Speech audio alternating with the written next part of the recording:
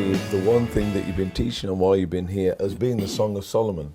Yeah. And it's just been good just to hear some of that teaching again.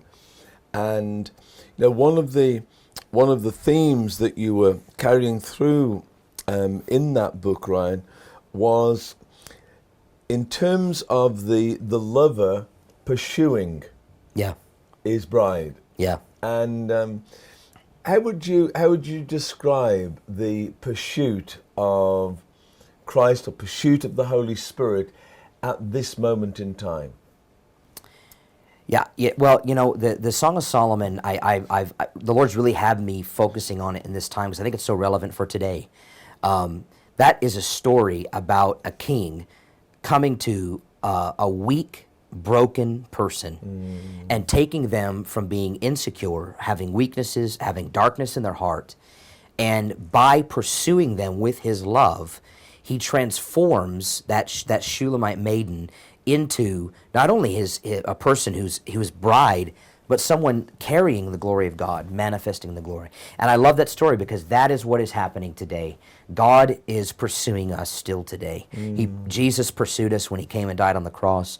And still today, the principles of how he worked with the Shulamite in the Song of Solomon to prepare her to be a vessel of glory are the same principles he uses with us today.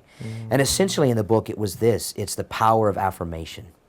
Many of you watching today, you may feel shame and condemnation for how you never, maybe you feel you never measure up with God. Yeah. Many believers feel that way. This I call it the rat race of performance mentality, always feeling like they have to measure up.